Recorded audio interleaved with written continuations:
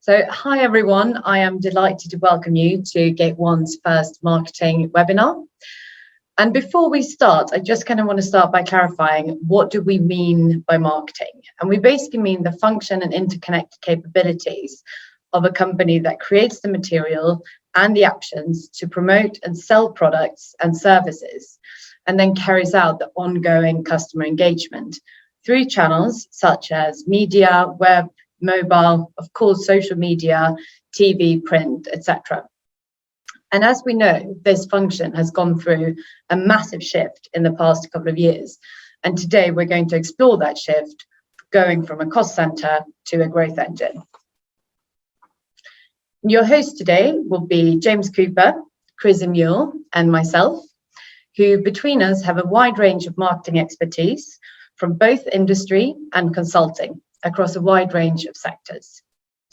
First up, we have James Cooper, who's a client director here at Gate One. He leads our operating model and innovation practices and has helped design and deliver operating model transformation programs with clients across sectors such as insurance, law, retail, and public services. Secondly, we have myself. My name is Louise Ray, and I'm a manager here at Gate One. I have a cross-industry and consulting background, working both for a global consumer goods company across marketing and commercial before I moved into consulting, where I now support companies within digital and operating model transformation, as well as driving Gate One's consumer business sector. And last, but definitely not least, we have Chris Mule, who is a senior consultant within Gate One's retail, consumer business and manufacturing sector. She joined Gate One from a Big Four consultancy, having worked with a wide range of clients on their transformation programs. And prior to that, she worked in industry in sales and commercial for companies such as L'Oreal and Burberry. I'm just going to quickly run through the agenda today. So just a brief welcome that we just did, and then James will take us through the introduction to Gate One. Before we move on to looking at market trends and the learnings we've drawn from working with clients within this sector. And we will finally round off with the wonderful panel discussions with 3 exciting panelists from both industry and agency. And of course, we will welcome all your questions during that time. And just a few recommendations to get the best experience out of this webinar. We love to hear from you, so please post any questions in the chat. We do recommend that you use the Zoom app rather than Zoom online to get the best experience. And we are recording this session and we will share it afterwards, both on our website and in an email. So without further ado, I will hand over to James to kick us off. Thanks, Louise. Hi, everyone. Great to see so many people here on the call today.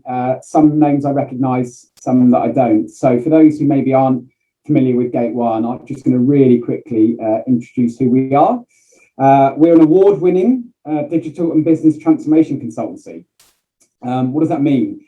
Our mission statement is meaningful change, and that means that we are focused on designing and delivering change programs for some of the world's most interesting, innovative and influential organisations.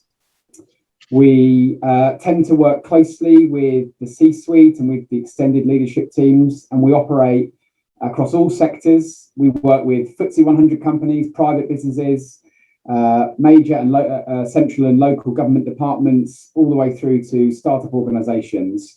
But kind of whoever we work with, we tend to work on, what are the conceptions and delivery of the big ideas that are really transformative to organisations.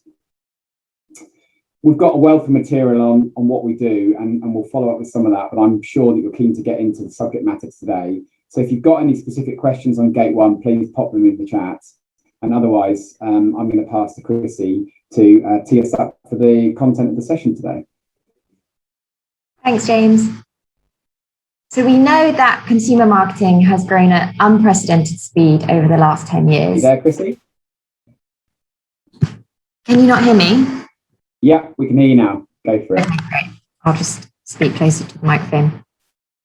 So we know that consumer marketing has grown at unprecedented speed over the last 10 years. And with it, the marketing function has and continues to rapidly change as new channels, routes to market, and platforms require new ways to interact with customers. For example, it now takes an average of 10 touch points for a customer to trust a business and make a purchase. But these same customers demand more than ever before. So you can see some of the stats that illustrate this on the slide. Havas's Meaningful Brand Survey showed that 75% of brands could disappear overnight and most people wouldn't care or would easily find a replacement. And 66% of consumers want more meaningful experiences from brands. Marketers today are also far more accountable for their spend, with more budget transparency and ROI being demanded more and more by the rest of the C-suite. These changes have given birth to what we call a new era of marketing, one where the marketing function and the CMO play a more significant role than ever before in connecting with consumers, driving revenue, and of course, business growth. And we know that marketing is no longer only about building brands, promoting products, and market research being a cost to the business. It's about having a customer-centric view and engaging with your customer across the entire customer journey. And it's in this way that marketing becomes the true growth engine of the organization, far surpassing traditional sales departments in driving revenue. And that nicely sums up our focus for today. It's this transformation of marketing from a cost center to be the real growth driver for the organization, predominantly through the addition of data and insights. And this is enabled by working more cross-functionally with other parts of the business, as well as with external agencies. So we'll dive into this in a bit more detail in our panel discussion. But first, I'm going to hand over to Louise to cover some of the key learnings we've established in this space. Thank you, Chrissy. So based on the market trends that Chrissy just went through and the way companies have chosen to reorganize themselves to correspond to these trends, we've drawn 3 key learnings from the companies that we've worked with. And to be able to best serve today's consumers and enable company growth, we've seen that marketing operations need to be collaborative across functions, serve 360 personalized experience for their consumers, and have access and mine vast amounts of data that they then can transform into insights to make informed business decisions. So the 3 key enablers that we've seen, and for the companies who've done this move successfully, we have seen that they need a de-siloed cross-functional team, an internal and externally connected marketing ecosystem, and also an easy to access and understand insights and analytics capability. And to start with, we delve deeper into the cross-functional teams. Hazel, thank you. And despite the significance of these marketing changes that have gone through the past couple of years, we see that a lot of marketing functions are still set up as the way that they were in the early 2000s, when marketing functions, even within the marketing functions, was quite siloed and worked in a very linear way. And digital almost feels like a bit of an afterthought. This creates a customer journey that is quite inconsistent and quite uneven in both design and quality. And nowadays, to add on to that, a lot of the channels that we operate within doesn't sit in kind of like strictly sales or strictly marketing, but they straddle several functions. And this is true for platforms such as Instagram, Facebook, or TikTok, where they all under one roof can form as a sales channel, as a marketing channel, and a customer service channel. And it's therefore important that the internal marketing setup mirrors and enables the company to enable to work seamlessly with their customers across all of these channels and touch points. Companies who does this very successfully has implemented cross-functional teams, breaking the barriers both within marketing, so working together with digital, merchandising, media, and customer engagement, but now in the process of expanding this engagement to other functions such as sales, supply chain, and also innovation. And to look at a real life example of how this would look, let's look at L'Oreal. Thank you. So back in 2016, L'Oreal launched something that they call 3.0. And they wanted to basically transform their marketing practice to respond to the new customer behavior. So they set out to de-silo their organization and bring people together in cross-functional teams working more in project mode rather than kind of follow the very classical sequential, this is the innovation, this is the marketing plan, this is the go-to-market strategy, and this is how we're going to execute it. Because ultimately, the consumer sees almost all of that part of the journey, and they want to see a consistent brand story.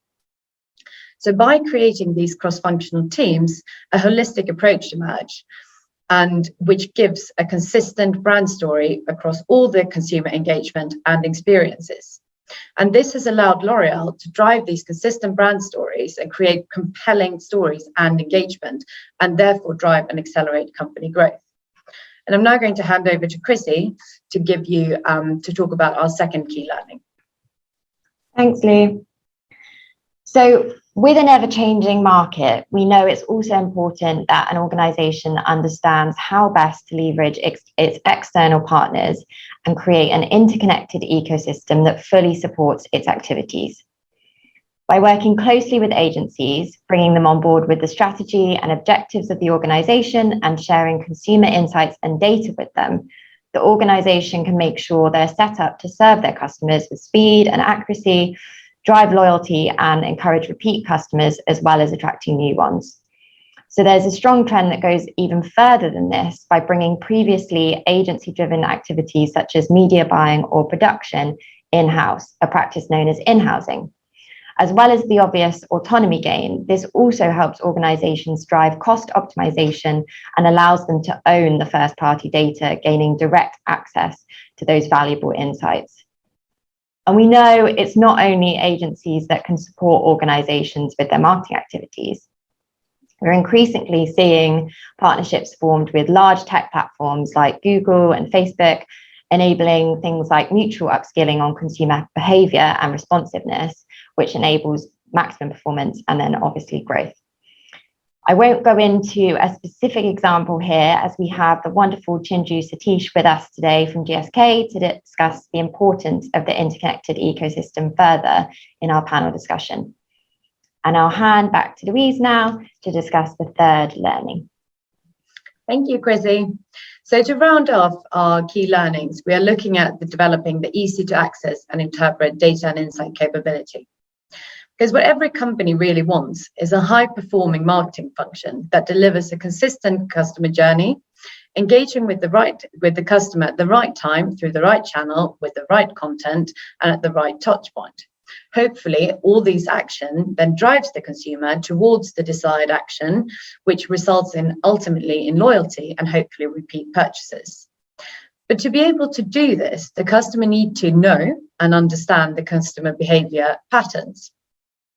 And this is only possible if they have this extensive data and insight capability, enabling marketing to make informed decisions about how they will execute their marketing. However, it's not only enough to just have the tech and system abilities.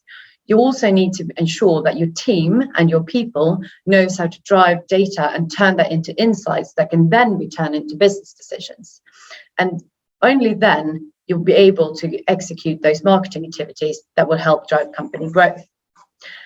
And we can see in a successful company that has managed to turn these data insight practices. So we've looked at Nike, and over the past couple of years, Nike has kind of transformed. They were traditionally a very product-focused company, and they've now added a plethora of services in addition to their products. Like, for instance, I as a consumer, I can do a Nike workout on the Nike Plus app.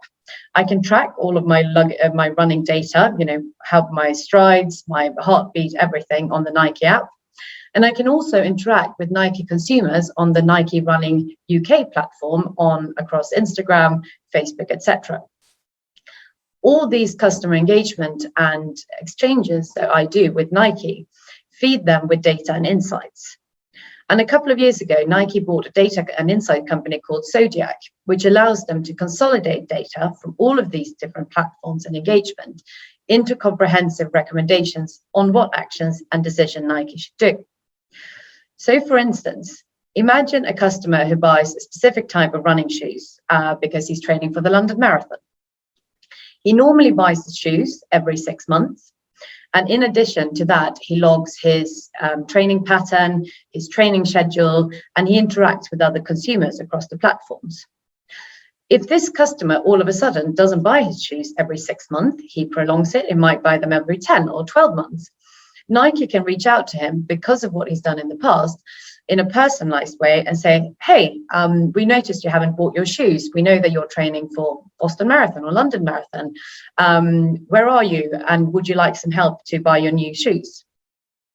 The difference to the kind of classic on what we see from a lot of companies where you have the, hey, we haven't seen you for a while, here's 10% off on your next purchase.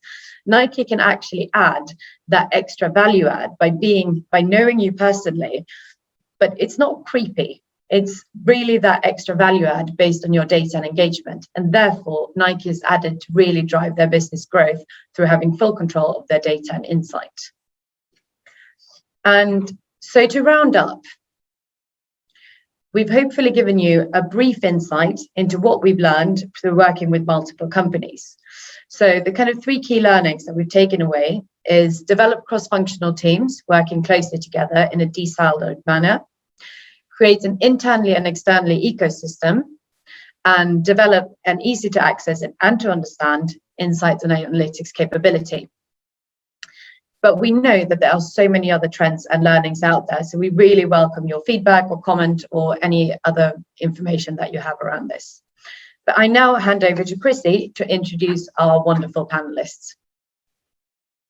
Great, thanks, Lou.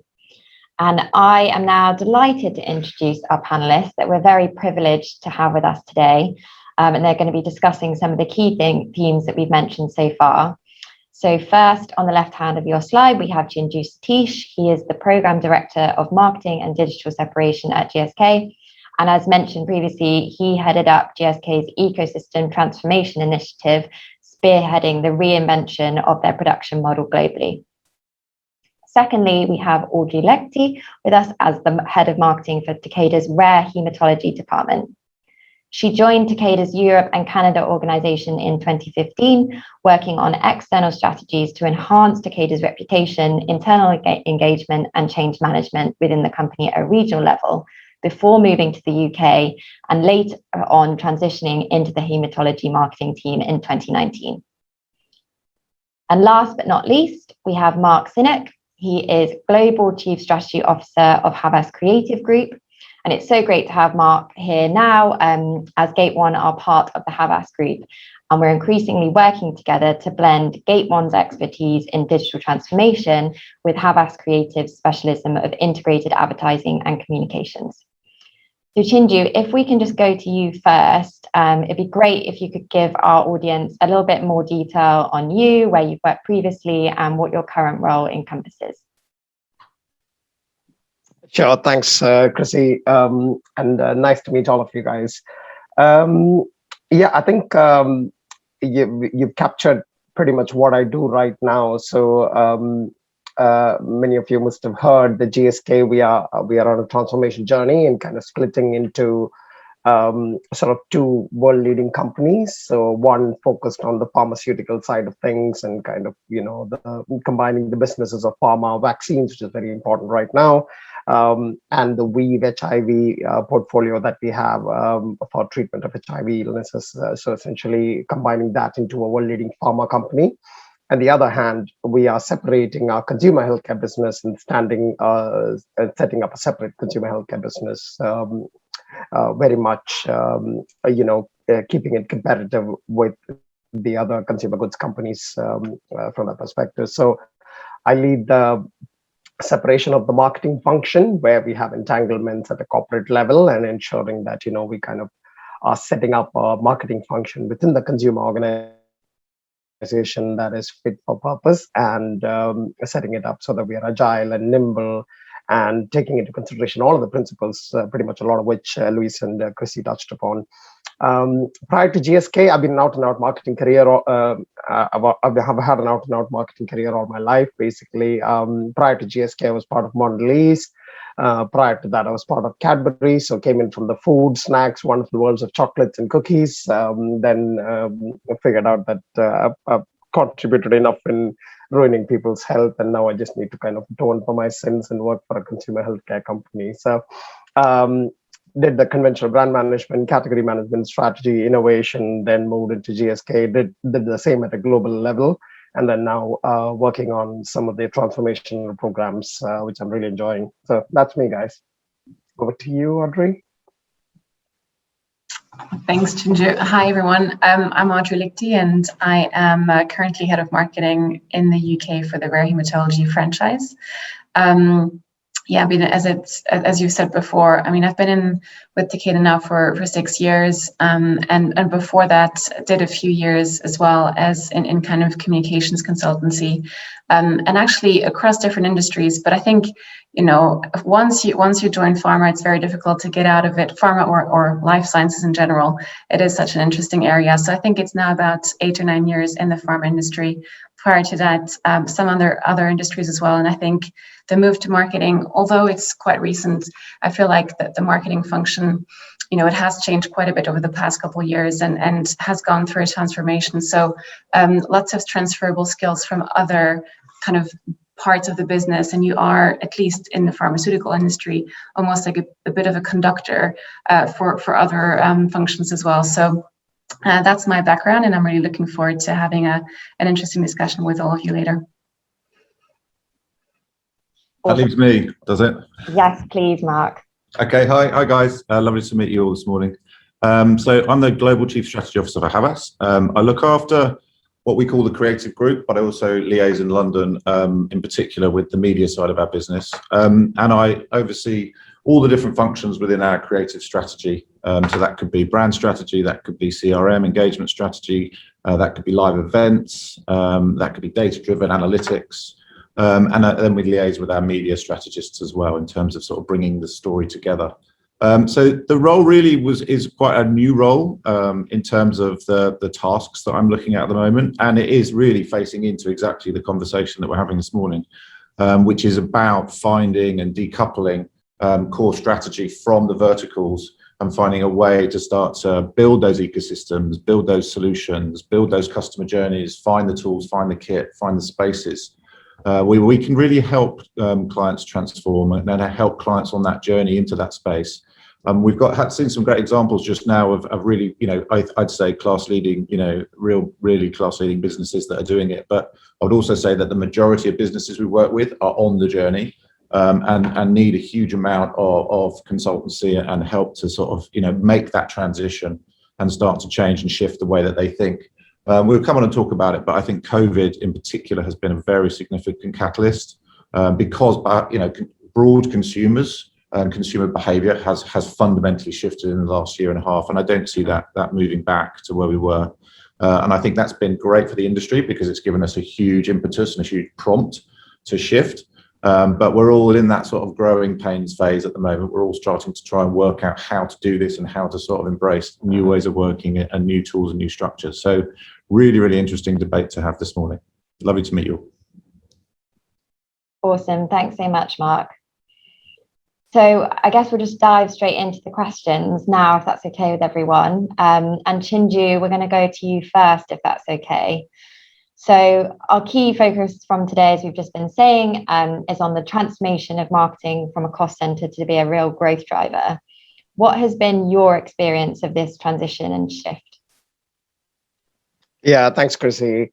I was reflecting on that, you know, while you were presenting. And as a career marketer, I mean, firstly, it's a bit of a controversial statement that marketing is just a cost center. I would argue marketing has always been a revenue driver and a demand generator, which ultimately leads to profits and the company growing. I think, however, the focus of what we're talking about and what has shifted in the past 5 to 10 years is critically one word, which is attribution, right? And that's become possible because of the explosion of digital media channels where we can measure better. That's become possible because of the explosion of digital commerce, where we can actually attribute a sale to, you know, kind of what the ads that we are putting out, etc. And that's really the shift that is driving us to think about marketing more as a, you know, growth driver or a revenue driver rather than something with just a department where people just use money to make big ads and you can never really kind of, you know, attribute what's costing the business growth from that perspective. So I think that's the shift that we're talking over here. And I think, many companies are on a journey. I mean, we in GSK are on this journey as well, on trying to get to, what is that right attribution model? Like, how can we actually, ultimately pin our dollars down to say that, okay, fine, this amount of effort that we made in creating this X content ultimately led to this revenue, and how we can kind of connect the dots on data. And there are many challenges, right? There are different data sources. There are different, sometimes third parties are not willing to share data with you. Sometimes you're not willing to share data, et cetera, and build that connectivity. But that is the holy grail that most of us are kind of working towards getting to. So I think that's really the shift, right? In the past, I mean, when you put out a TV campaign, you can't really attribute, if there is a sale going up in a convenience store nearby, you can't really say it's because of a promotion you're running or it's because of the TV ad. Today, because you can track your digital impressions and ultimately track the consumer journey to an online commerce site purchase, you can attribute it much more clearly. And that's what's causing the shift in thinking in marketing, I would say. Any thoughts, Audrey, Mark? Oh yeah, I mean, many. Very, very interesting. I think that my reflection on attribution, I absolutely, I mean, it's a very complex science, and I historically, I don't think we've been great, both within marketing or agencies, at being reflective about measurement. I think we very quickly move on to the next campaign, the next project, the next thing to do. I think we're caught, we don't really reflect on how well, a business and a campaign has performed. And I think that's, again, is a learning curve that we're on, is to almost to sort of, wrestle with the performance, wrestle with the measurement, wrestle with the data.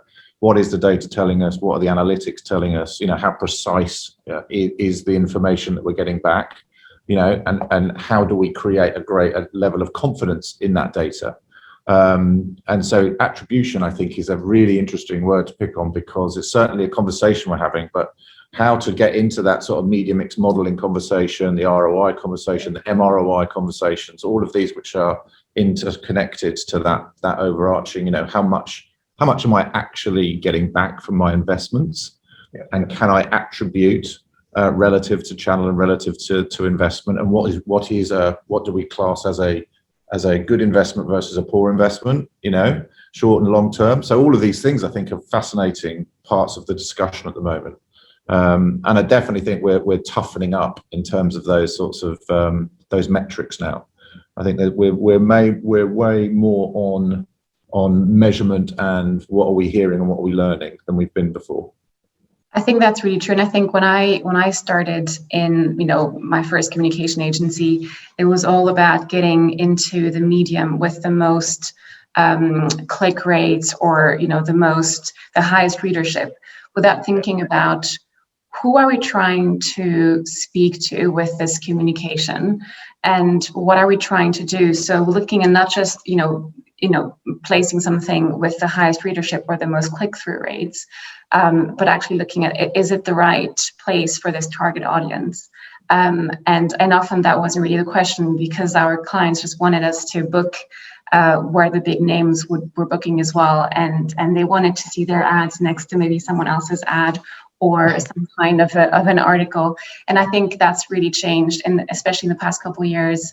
It's very different in pharma, and I think absolutely, I absolutely agree with what you're saying, but it's still, I think, we're perhaps a few years behind, especially in areas of rare disease, which is where I'm currently working in. It's actually quite difficult still to get that attribution across, because we are sometimes still speaking to very small customer groups, and we don't, especially in prescription medicine, very specialized medicine, you're still using different, maybe older channels. There is a move, definitely, and then I think, especially in the past year, I'm very happy to talk more about this later, but in the past year, we have had to use more digital channels, but we're just about getting jumping on that bandwagon. We haven't been doing that for years and years. So I think in our industry, we're still kind of just a bit behind, but certainly that's the direction of travel. And I think that's the biggest difference in this transformation journey.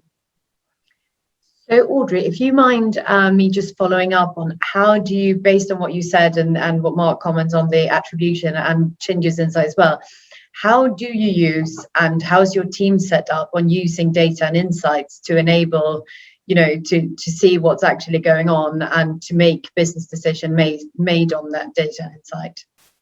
I mean, again, I'm very happy to speak about our team. It's perhaps not relevant to exactly all the industries, but might still be interesting, especially for kind of B2B small customer group models.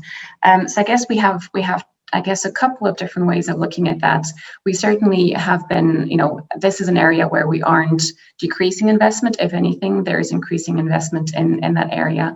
And I guess there's two things. First of all, trying to get better data, trying to capture the right amount of data. And obviously, we are improving with this. The people we're working with, market research agencies are improving as well in getting to, I guess, better models or approaches to getting the right amount, the right data for us. I think that's a critical point, because often you can get data, you can look at your sales, but you're actually not getting the right information, and perhaps also the way the information is gathered isn't actually exactly accurate or what you need it to be. So I think that's quite important. So what type of data you're purchasing, what type of data you as a team also agree to look at and be clear around the fact that this is how you're going to measure yourself against.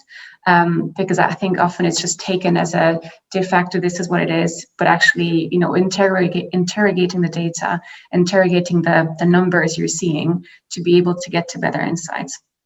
And then on the other side, I think it's trying to, again, have a better uptake of either digital capabilities or other capabilities that will enable you to capture data. And so I think, an example is we in our teams used to very much still use Outlook emails to email customers, one-to-one emails, perhaps with an approved, obviously, in the pharmaceutical world, everything is highly regulated, everything is approved, to the point. But using some kind of a template, but still sending emails one by one. Whereas obviously, I think in many other industries that has shifted to the more mass marketing type emails, and we are slowly getting there. But it's really important, especially when you spoke about the Nike example before, that you don't obviously overwhelm your customer base either. So really trying to get to the right channels, the right formats to speak to your customers in a way where you can also gain that data, capture that data. I think that's something that we're still looking into. But that's kind of two approaches that we're following in terms of really getting some great data that will then lead to great insights as well. I'd love to contribute to that. Just build on it a little. I mean, what we're seeing is exactly that. There is a real open debate at the moment, because businesses almost want an ultimate metric. They want ultimately, what should we care about? And I think historically, brand power, soft metrics around brands, those have been sort of bedded down now. So people sort of there's received wisdom around that in that space. I think when you're talking about engagement, you're talking about digital engagement, you're talking about new channels, new platforms, new tools, new techniques. It's being built now, and there's a big debate about what is a quality engagement. What constitutes a quality interaction? Because we as Audrey's saying, we've been sort of hung up on click-throughs or sort of impacts. And actually, is it dwell time, or is there another metric that we should be looking for, or is it a combination of metrics that we should roll up and talk about as a sort of score that we can have within that space that constitutes real engagement or real affinity or a real relationship? And that's a place that's, I think, we're evolving at the moment. There isn't a sort of considered to be received wisdom in that space.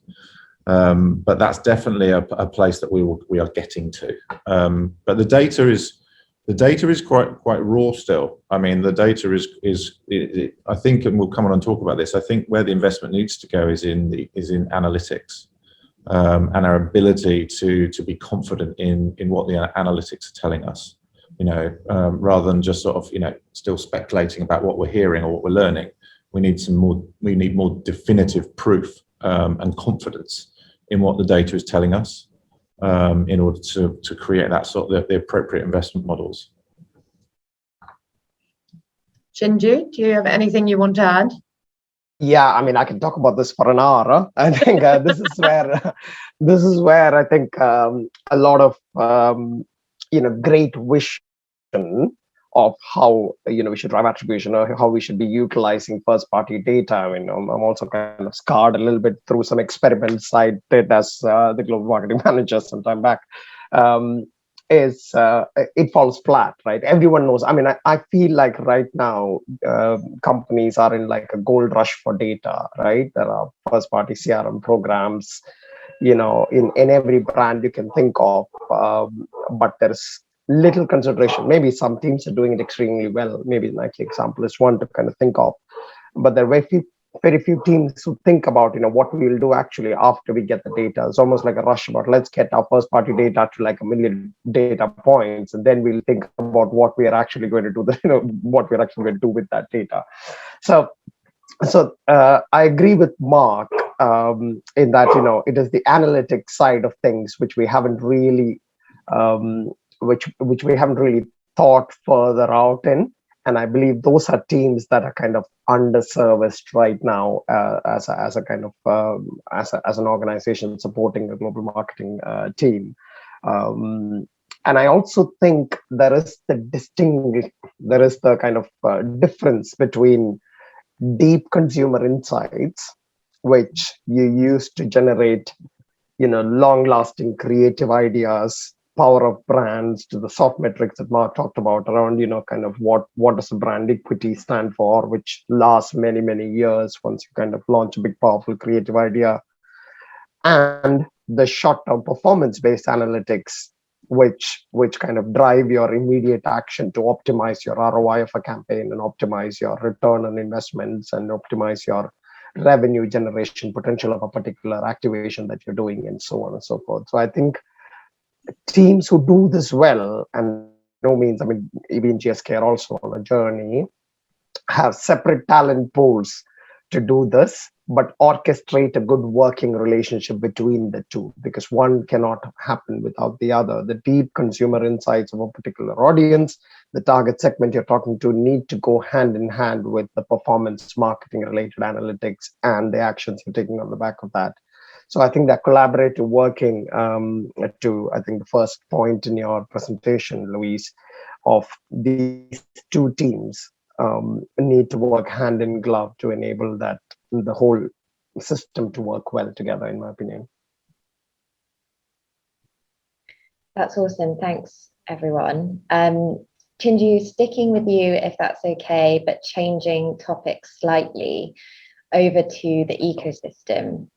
So how did you help set up GSK's new ecosystem to extract the most value from your agency partners? Yeah, I mean, GSK, much like, when I'm talking about GSK, it's largely the consumer healthcare business as a default that I'm talking about, even though we work quite closely with pharma teams. Much like many consumer goods companies, our agencies were set up very much in silos. We had creative agencies which were allocated brand by brand level. We had production agencies who were allocated channel by channel. We used to have a production agency who used to manage TV production. So our production agency used to make only ads for Facebook. We used to have a production agency who used to only print a certain banner for Tesco's. It was quite an extensive network of agencies. Many cases of them, the decisions were taken on the basis of just having better rates and just delivering better efficiencies, because there's always a pressure in consumer goods to reduce your non-working media, and so on and so forth. So this was our opportunity to kind of really relook at the way our agency networks were set up, right? So we started from a scratch and said that while a lot of these decisions were taken with efficiency, if you look 5 years, 10 years down the line, you think about, a consumer journey not being a linear journey from, seeing an ad online and then kind of deciding to buy it and then leaving feedback for it.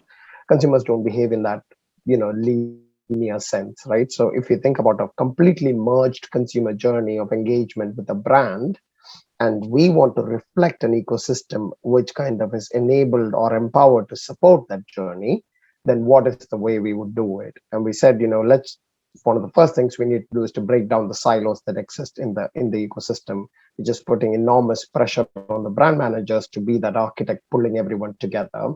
You need to release that energy in the brand manager and ensure that there is a capability program helping the brand manager becoming more of a performance marketeer, capable of making those quick calls based on consumer data and performance data that's happening around him. So that was really the vision or the starting point of it. And then we said that, we need a global solution, can't be just for the US as a market or China as a market or India as a market. We need a global solution that can work at scale. And for certain of our markets, which are more high priority than others, we said, we need to create a system where they can be much more agile and fast and kind of produce content, especially in the digital world, much faster than briefing an agency, waiting a couple of weeks for them to come back with scams and then producing it, et cetera, et cetera. So that was really kind of the multiple problem statements we were trying to solve for. And we said, we can't call it like just a production relationship, because it's not just production.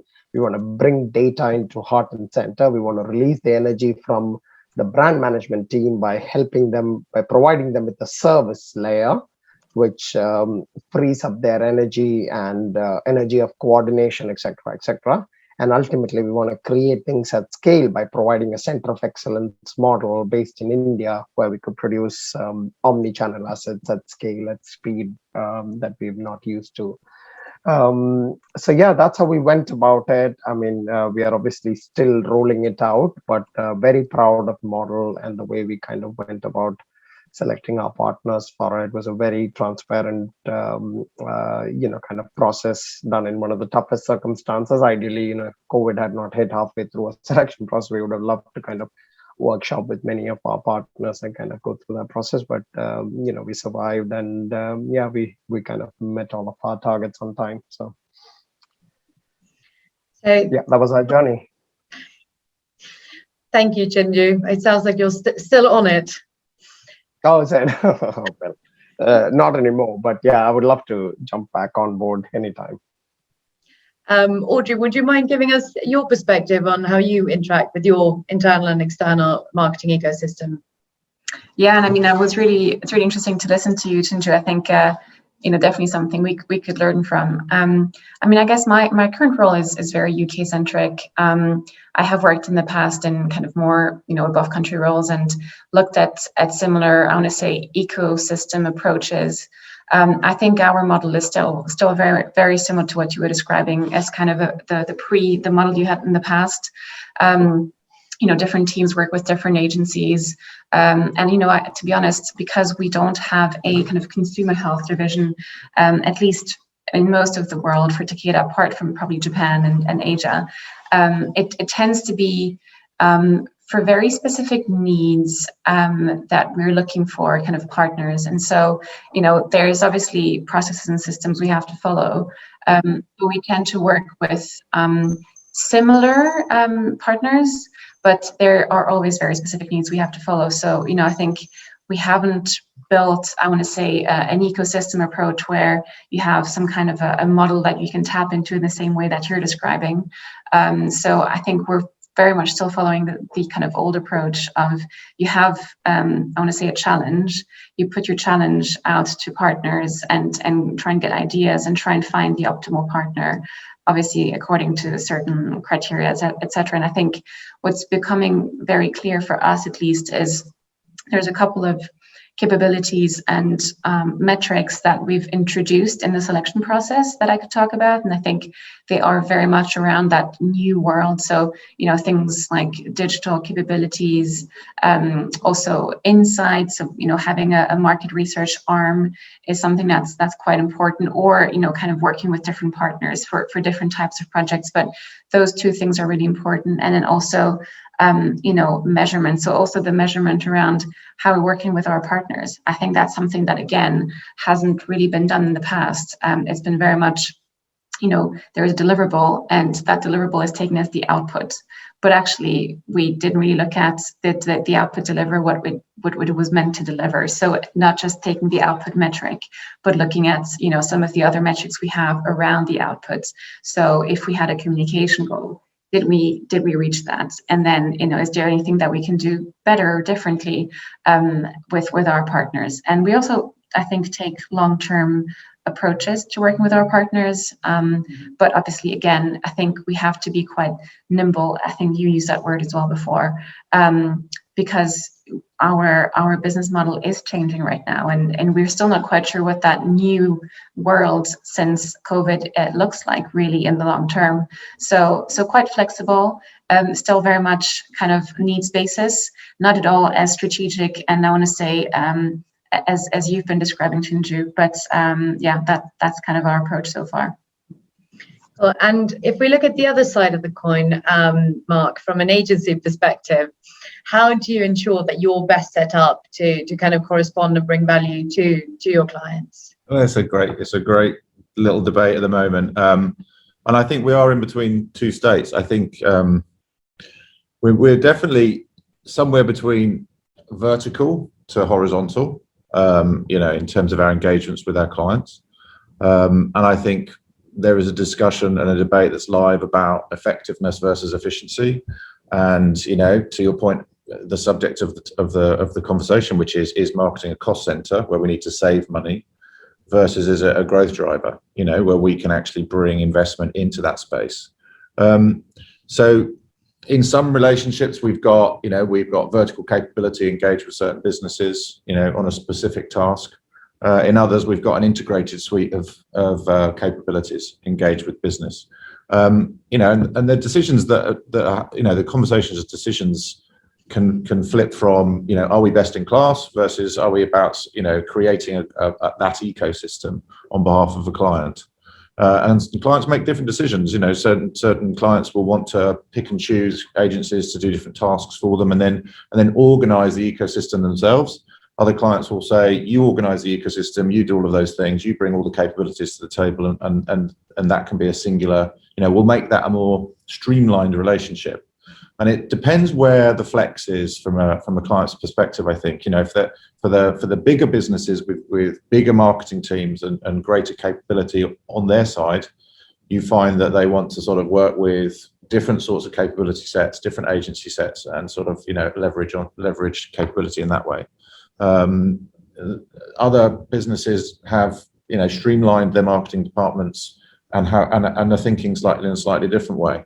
And obviously, we work with whatever situation and circumstance that we find ourselves in, and we can provide the capability to do either or both. So we're, as I said, we're in that sort of space between: is marketing a cost center or growth driver? Should we be looking at cost saving, or should we be looking at growth driving? Investments, and an awful lot of businesses now, agency businesses, when you get a scope document from a client, it limits your capability because it says, this is your swim lane, don't move beyond it. So you've got capability and expertise that you can bring into a task, but that often sits in a different environment. So that's the challenge. I think we're in that sort of space between vertical relationships and horizontal relationships, and I think data and data analytics in particular is the key. Yeah, just to respond to that, sorry, Louise. No, you go, Chinju. Yeah, just to respond to that, Mark, it's a great point. I mean, and maybe to Audrey, what you talked about. I mean, we've tried different models. I mean, it's not like a slam dunk model, which I'm sure once we completely roll out, like I think by the end of this year, or it'll transform our business overall. I'm sure, like, a year later, we'll all be sitting at the drawing board thinking about, okay, how can we make this better? What is the next evolution of this? What are the additional capabilities we need to bring in and whatnot? So I think it's one of those things where, the world around us is evolving. And I think the big realization is just that, we cannot continue operating in the way we used to for the past 5-10 years and expect that our output will be different for consumers, right? So we tried that for a long time, where we were working with the similar relationships, so brand-based, channel-based relationships, and we were hoping by either putting additional workload on our brand managers in terms of coordinating the efforts, in terms of looking at data, in terms of getting additional resources into looking at data analytics and making decisions, etc. And we were hoping that we will transform the way we market by doing that. And I think the big realization was that those structural silos were becoming too much of a barrier for us to kind of overcome and kind of tackle that. And which is why we said now it's the right time to move towards an ecosystem model where we architect the cross-functional and the omni-channel way of working with data at the heart of it, a big engine of scaled production from India where we can get good quality at low cost, and reinvesting that money into our key markets where we can produce content at speed, at the speed that we never used to. So yeah, I just wanted to make that point that while it sounds strategic and it's great, I'm sure in a year or so we'll be back to the drawing board and thinking about how we can evolve it. So it's a journey. So I know we're drawing towards a close. So before we're closing and thanking our wonderful panelists, I just want to do a quick round table to the three of you and just say, what are the we discussed the three key trends and learnings that we've had, but what are the major shifts that you're currently seeing? If you could just give us a quick rapid fire 1 minute overview. And Mark, if we start with you. You're on mute. That's not helpful for the 1 minute, is it? It will give you those extra 4 seconds. I think we are in a positive transition to something better, but I think we are still in that space between two sides of the debate, because marketing for me is both a rational conversation and an emotional conversation.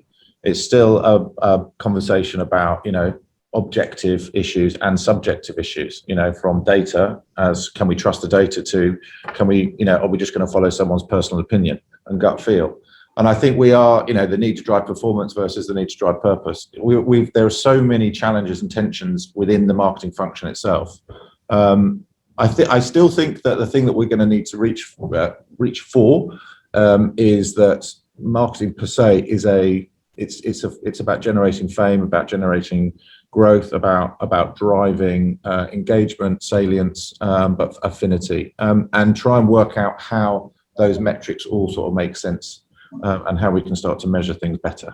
So I think the investment for me would be all about analytics. It would be all about what can we trust, how can we trust it, and start to sort of build sort of confidence, so that we can take the subjectivity off the table and start to get into a debate about robust metrics that we can identify where investment is being apportioned appropriately. So that's where I think it's going. I think technology is going to play a big part in that. I think analytics, as I said, is going to play a big part in that, and I think new tools and new techniques also, and systems to make it all work a little better. I think that was a minute. I'm happy to go next, because I think I'd agree with that. I think the thing I'd add, or perhaps to bring it to a different level for us, I think it's very much around understanding our customers. And so, yes, data for sure, but being able to bring that into the business in a meaningful way. And so whatever data you can generate and getting meaningful data, but then also really being able to translate that into, well, we've got some understanding now. How can we bring that in a way that is meaningful for the things we're doing and the products we're offering to our customers? And I think that's one of the biggest focus areas for us. And I can imagine that is something that is kind of across the board as well. One of the biggest topics, customer journeys, personas, etc.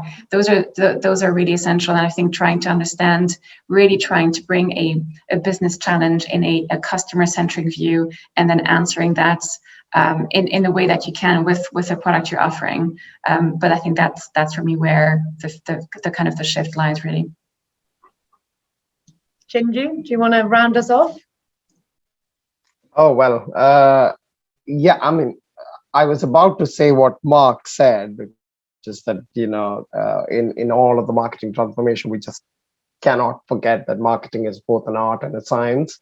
And we just need to create those powerful creative ideas which connect, which tug at the heartstrings, which kind of makes you laugh out loud. And, those are as important as having a clear attribution model and a clear picture of your customer through a strong CDP model. And that'll ultimately, that'll be the 1+1 that takes marketing to the next level in any organization. But, since he's touched upon that, I think I want to come back to that attribution point. I think marketing is always, I feel, as a function, being the target of many efficiency-related decisions.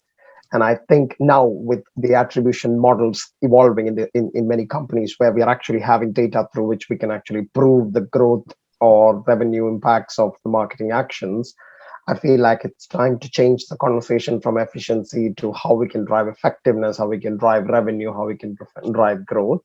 And I think that's ultimately when the function will shift, and we are on that journey of transformation across the board. So I think hopefully, with data transparency with partners, etc., over a period of time, we'll get to that strong attribution model, which will then shift the conversations from efficiency to effectiveness within this function and being seen as a growth driver rather than as an efficiency driver.